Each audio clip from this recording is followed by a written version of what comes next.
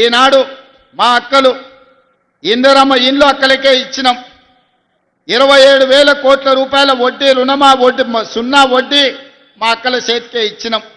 RTC బస్సులో ఉచిత ప్రయాణమే కాదు, ఆర్టీసీ బస్సులకు మా అక్కల్ని యజమానులను చేసినాం. సౌర విద్యుత్ ఉత్పత్తిలో అదాని అంబానీలతో పోటీ పడేటట్టు ఇవాళ మా అక్కలకు సౌర విద్యుత్ ఉత్పత్తి చేసే వ్యాపారాన్ని ఇచ్చినాం. పెట్రోల్ బంకులు రిలయన్స్ వాళ్ళే కాదు, మా ఆడబిడ్డలు కూడా మహిళా సంఘాలు ఇవాళ పెట్రోల్ బంకులు పెట్టి నడుపుకునే పరిస్థితి మా అక్కలకు కల్పించినాం. హైటెక్ సిటీ పక్కన ఇన్ఫోసిస్, మైక్రోసాఫ్ట్, హైటెక్ సిటీ లాంటి సంస్థలు ఉంటే 3.5 ఎకరాలల్లో 150 షాపులల్లో రాష్ట్రం నలుమూలల ఆడబిడ్డలు చేసే ఉత్పత్తులను అమ్మడానికి పెద్ద నైట్ బజార్ను, ఇందిరా మహిళా శక్తి నైట్ బజార్ను శిల్పారామం ఆనుకొని 100 కోట్ల రూపాయల భూమిని ఇవాళ మా అక్కలకి ఇచ్చినాం.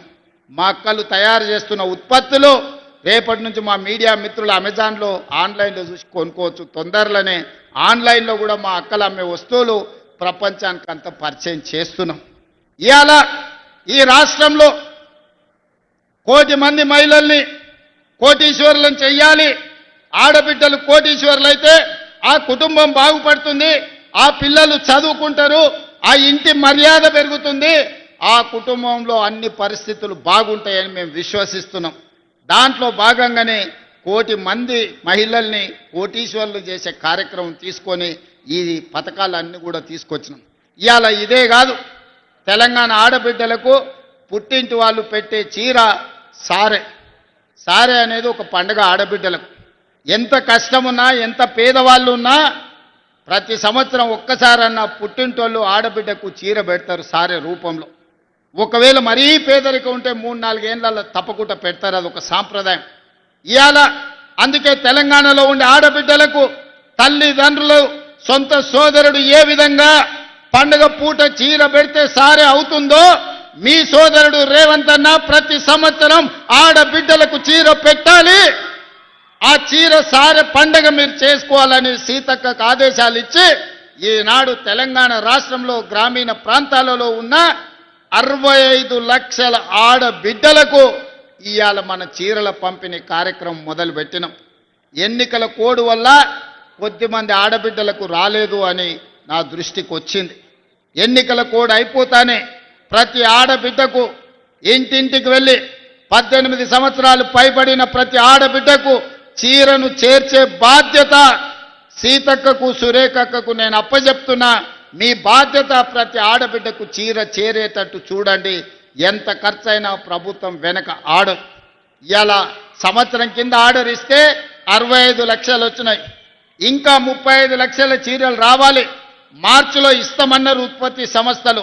పట్టణ ప్రాంతాలలో మున్సిపాలిటీలో ఉండే ఆడబిడ్డలకు మార్చి నెలలో అంతర్జాతీయ మహిళా దినోత్సవం సందర్భంగా పట్టణ ప్రాంతాలలో మున్సిపాలిటీలలో ఉండే ఆడబిడ్డలకు కూడా 35 లక్షల చీరలు ఇస్తాం.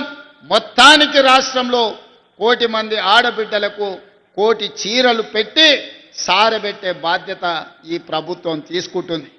మొన్న చర్చల సందర్భంగా సురేఖకు ఒక మాట చెప్పింది, అన్న తిడుతుర్రు అని. ఎందుకు అక్క అన్న?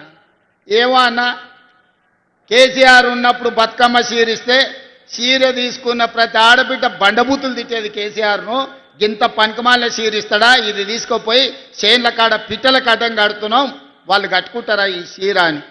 కరెక్టే అక్క, మరి నాడు అట్లనే తిట్టిండ్రు అని. మరి ఇప్పుడు మనల్ని ఎందుకు తిడుతురు అక్క అంటే, అక్కడక్కడ చీరలు రానోళ్ళు తిడుతురు. రేవంత్ ఏమైనా నష్టం వచ్చినాదయ్యా, ఇంతమందికి ఇచ్చారు, మా నలుగురికి ఇచ్చే ఊరంతా అయిపోతుండే కదా, మా నలుగురికి రాలేదని తిడుతున్నారు అన్న అని.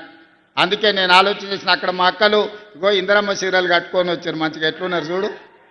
అందుకే ఏ ఒక్క ఆడబిడ్డ కూడా నాకు చీర రాలేదని చెప్పొద్దు. నేను ఈ వేదిక మీద నుంచి చీఫ్ సెక్రటరీ గారికి, జిల్లా కలెక్టర్లకు నేను ఆదేశాలు ఇస్తున్నా.